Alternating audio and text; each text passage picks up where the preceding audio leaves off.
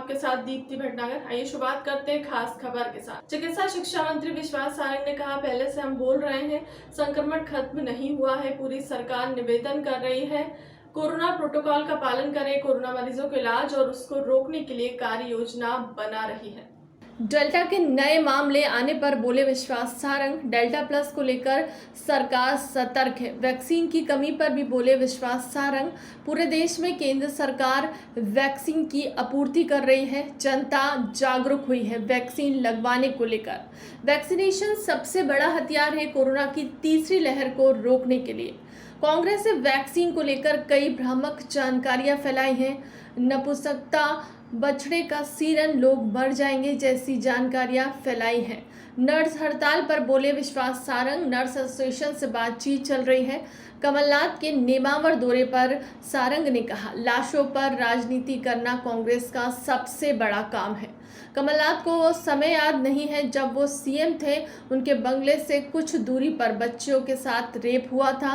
वो बंगले से बाहर नहीं निकले थे। हमारी सरकार दोषियों के खिलाफ सख्त कार्यवाही कर रही है। निश्चित रूप से ये बहुत अच्छा क्वेश्चन है। निश्चित रूप से वैक्सीनेशन एक बहुत बड़ा हथियार है थर्ड वेव को रोकने का, और यदि हम थर्ड वेव को रोकने की जो प्लानिंग कर रहे हैं उसमें सबसे महत्वपूर्ण मुद्दा हमारा वैक्सीनेशन है। और इसीलिए आप देखेंगे माननीय मुख्यमंत्री जी के नेतृत्व में एक आंदोलन के रूप में हमने वैक्सीनेशन का प्रोग्राम शुरू किया। इस देश में तथाकथित कांग्रेस के नेताओं ने और तथाकथित विपक्ष के नेताओं ने जो विघ्न संतोषी हैं, उन्होंने लगातार वैक्सीन के मामले में अफवाह फैलाई।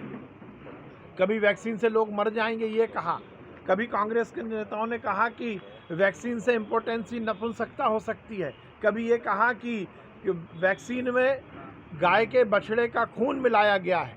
परंतु उन सब अफवाहों को सिरे से खारिज करते हुए मध्य प्रदेश की जनता ने माननीय प्रधानमंत्री जी के निःशुल्क वैक्सीनेशन के उपहार को स्वीकार किया, और जिस योजना के तहत और जिस जन आंदोलन बनाकर माननीय मुख्यमंत्री जी ने ये वैक्सीनेशन अभियान शुरू किया, उसको भी शिरोधार्य किया। और निश्चित रूप से हम यदि सभी लोग वैक्सीनेट होते हैं, ज़्यादा से ज़्यादा लोगों को वैक्सीन लगती है, तो संक्रमण फैलने की जो रफ्तार है वो भी ख़त्म होगी और संक्रमण भी समाप्त होगा और हम थर्ड वेव से बचेंगे। कहते हैं कि कोरोना का संक्रमण समाप्त नहीं हुआ है, इसलिए माननीय मुख्यमंत्री जी, मध्य प्रदेश की सरकार, माननीय प्रधानमंत्री जी, सभी लोग इस बात की लगातार निवेदन और प्रार्थना कर रहे हैं कि हम सब कोरोना प्रोटोकॉल का ध्यान रखें, मास्क पहने, सोशल डिस्टेंसिंग का पालन करें। गति कम हुई है, संक्रमण समाप्त नहीं हुआ, और इसीलिए मध्य प्रदेश में हम टेस्टिंग में कोई कमी नहीं कर रहे, लगातार हम टेस्ट करवा रहे हैं। ये अलग बात है कि टेस्ट कराने में जनता उतनी जागरूक नहीं है। मैं सभी नागरिकों से ये अपील करूंगा कि हम टेस्टिंग में भी उतनी ही जागरूकता रखें। ये कांग्रेस का राजनीति करने का सबसे बड़ा काम है, और वो लगातार हर घटना को राजनीतिक रंग देने की कोशिश करते हैं। कमलनाथ जी को वो समय याद नहीं है जब वो मध्य प्रदेश के मुख्यमंत्री थे और उनके मुख्यमंत्री निवास से 1.25 किलोमीटर दूर पर बच्चियों के साथ रेप हुआ था, जब तो वो नहीं निकले अपने बंगले से। कांग्रेस के नेताओं को केवल और केवल मुद्दे को राजनीतिक रंग देकर जनता को गुमराह करने की आदत हो गई है। नेमावर की घटना दुर्भाग्यपूर्ण है, इस तरह की घटना नहीं होनी चाहिए।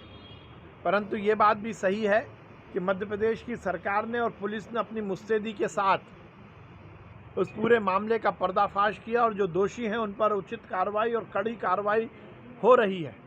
फास्ट ट्रैक में उनके खिलाफ मुकदमे चलाए जाएंगे। जो दोषी हैं उनकी अचल संपत्ति को जमींदोज कर दिया गया है। फिर किस बात के लिए आप नेमावर जा रहे हैं? क्या केवल राजनीति करने के लिए? अरे यदि कमलनाथ जी और कांग्रेस के नेताओं को इतनी ही फिक्र है तो फिर वो उन लोगों के पास भी जाएं जिन पर कांग्रेस के नेताओं ने लगातार अत्याचार किए हैं। उन 15 महीनों में जिनके घर उजाड़े हैं कांग्रेस के नेताओं ने, उनके घर भी जाएं। ये केवल नेतागिरी करने से काम नहीं चलेगा। फिलहाल के लिए अब तक की खबरों में इतना ही। देश दुनिया की तमाम बड़ी खबरों के लिए बने रहे हमारे चैनल के साथ। नमस्कार।